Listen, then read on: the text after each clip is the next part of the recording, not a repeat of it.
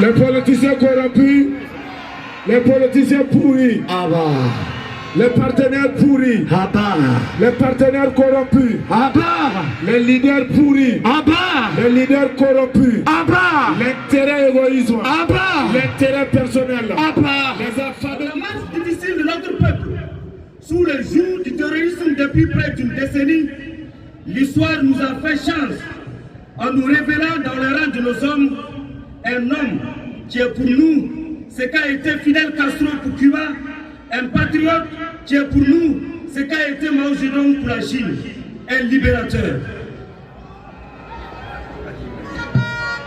En rappel, le désespoir de notre peuple face à la horde terroriste orchestrée par un complot impérialiste international déguisé avait conduit un groupe de jeunes officiers à prendre les responsabilités patriotiques le 30 septembre 2022 pour secourir à temps notre terre souillée par le sang et la mort. Séduit par la fibre patriotique des premières heures et pour refouler la clientèle des politiciens opportunistes sans foi ni loi, le peuple avait accordé son entière confiance à l'unanimité au capitaine Ibrahim Traoré lors des assises nationales du 14 au 15 octobre 2022. Depuis lors, contre tout négativisme des ennemis, internes et externes du peuple, contre tous les oiseaux de mauvais augure, contre toute tentative obscurantique de déstabilisation et contre toutes les sanctions et mesures répressives impérialistes, nous avons reçu à traverser toute cette période. Aujourd'hui, notre pays est debout. Au-delà de toute spéculation, loin de tous les discours tendancieux visant à salir l'image de la dynamique actuelle du peuple, nous avons le devoir de reconnaître fièrement les acquis de cette transition. Sans devoir énumérer au détail les énormes avancées et acquis dont cette transition en a été l'œuvre, nous rappelons essentiellement ce qu'en fut les grandes lignes. De la reconquête du territoire national, à travers les opérations sur le terrain, la refondation profonde de notre société, le bilan déjà fourni au peuple est énorme. Ainsi donc, sur le plan sécuritaire, c'est le lieu de reconnaître que notre armée n'avait jamais été aussi occupée comme elle l'est présentement. De la réorganisation du dispositif militaire, en passant par l'équipement progressif de nos forces combattantes, les autorités de la transition ont pu révolutionner l'approche militaire dans la lutte contre les groupes terroristes. Cette montée en puissance de l'armée burkinabé se démontre incontestablement aujourd'hui par la réinstallation de plusieurs villages autrefois sous l'occupation des ennemis et la réouverture de plusieurs établissements scolaires ainsi que la réduction drastique de la capacité de nuisance des individus égarés.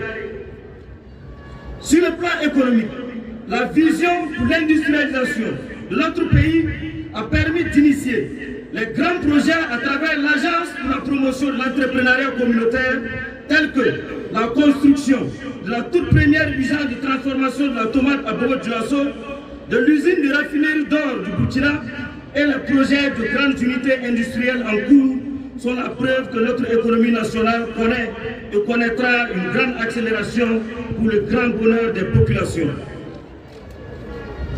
Sur le plan alimentaire, l'offensive agricole et l'initiative présidentielle pour l'autosuffisance alimentaire lancée par la transition ont permis le labour de plus de 64 000 hectares en 2023, avec aussi l'aménagement de plus de 10 648 hectares de plus sur le site agricole de Bagré et ailleurs également. L'acquisition d'un nombre important de tracteurs de labour, de semences et d'intrants agricoles pour la campagne agricole 2024, le Burkina Faso fonce tout droit vers l'autosuffisance alimentaire.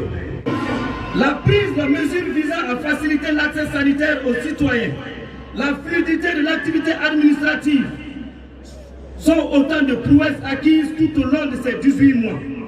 Peuple du Burkina Faso, ce parcours si court mais plein d'acquis pour notre peuple nous interpelle sur la nécessité de poursuivre ces efforts et d'accepter les sacrifices à venir. Toutefois, pour continuer cette marche triomphale, toutes les couches de notre société sans exception, sans distinction aucune, sont appelées à décider dans un futur proche du destin de notre pays qui n'est rien d'autre que la prolongation pure et simple de cette transition, qui est celle du peuple couronné par le digne fils du pays, le capitaine Ibrahim Traoré. Ainsi, conformément à la charte de la transition adoptée en octobre 2022, le peuple se prononcera bientôt sur les nouvelles orientations de la dynamique de la refondation de notre pays. C'est pourquoi nous lançons un appel solennel et historique à tous les Burkinabés d'ici et de la diaspora, à tous les partenaires du Burkina, à tous les peuples amis du peuple burkinabé, à œuvrer dans l'accompagnement de cette volonté du peuple qui demeure la même, celle de toujours porter le capitaine Ibrahim Traoré comme leader incontestable pour la reconquête de notre territoire et la refondation totale de notre nation.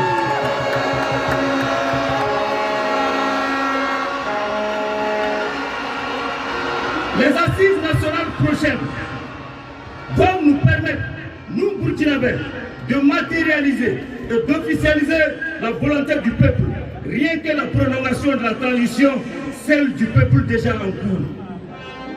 Une fois de plus, le peuple aura l'occasion de s'assumer devant l'histoire et de se sauver lui-même sous le leadership éclairé d'un homme d'État, au sens du terme, le capitaine Ibrahim Traoré.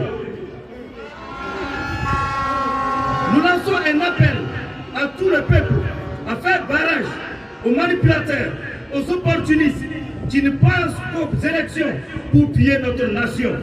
À bas les ennemis du peuple burkinabé. À bas les politiques de déstabilisation. À bas les impérialistes et les valets locaux. Oui aux assises nationales. Oui à la prolongation pure et simple de la transition. Vive le vaillant peuple du Burkina Faso. Vive l'alliance des États du Sahel. Vive les MDS et VDP. Vive le capitaine Ibrahim Traoré et son équipe. Que Dieu bénisse.